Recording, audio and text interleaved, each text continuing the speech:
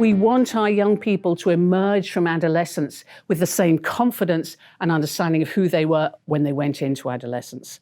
Because one of the developmental tasks of teenagers is to find their tribe, to reduce their vulnerability so that they don't stand out from the herd. So if a lion's not going to come along and choose them because they stand out, even if their tribe is only 2.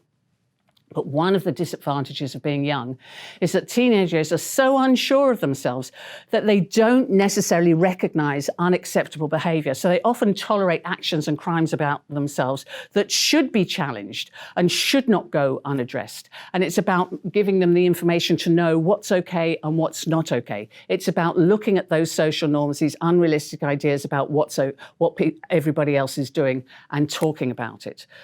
Because children need the time and space to develop their own understanding of sexuality, but instead they're being bombarded with messages and images and ideas from all sorts of media. It's not just social media, it's not just pornography, it's more like to be in something like WhatsApp or TikTok or in the music that they're listening to.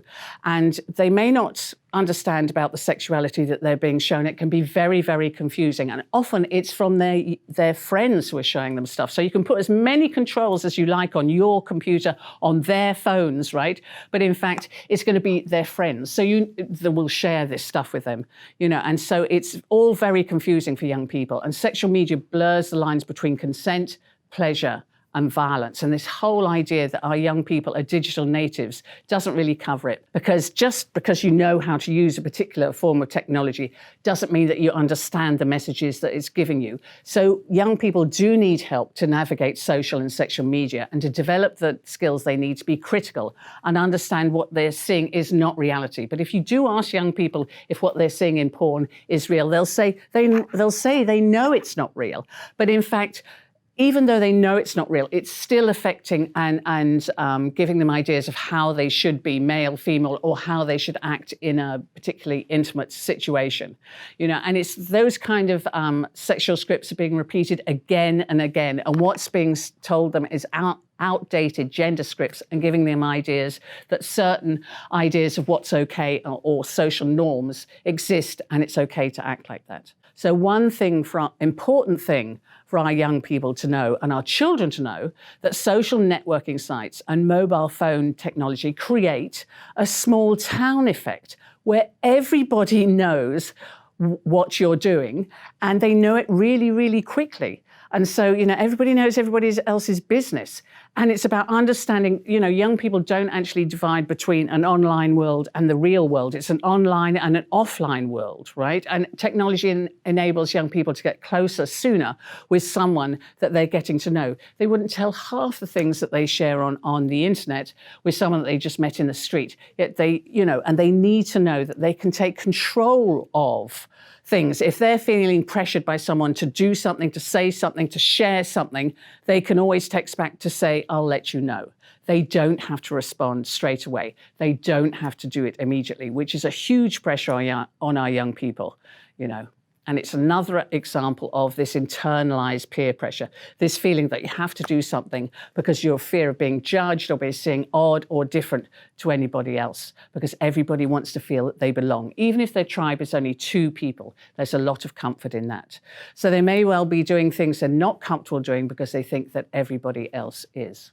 We all want to equip our children with the information they need to explore and develop independence in a social context where they may encounter lots of sexist banter, people sending nudes with or without consent, and sexual harassment and bullying, and even more.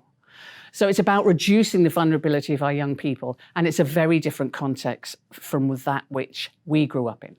And we have lots of fears about our children when they start engaging in romantically and sexually with others, and more often than not, that's when we start to have these conversations that drives these conversations. Whereas it's much better to have small and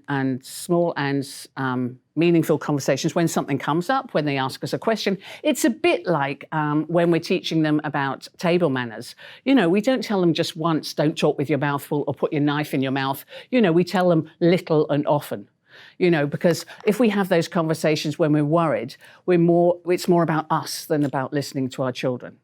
So it's about planning, it's about being there for our young people, because they need to know that they can come to us, that we are the port in their storm. So we're not going to judge them. So like, I work in lots of schools, and many schools have had incidences with the sharing of nudes.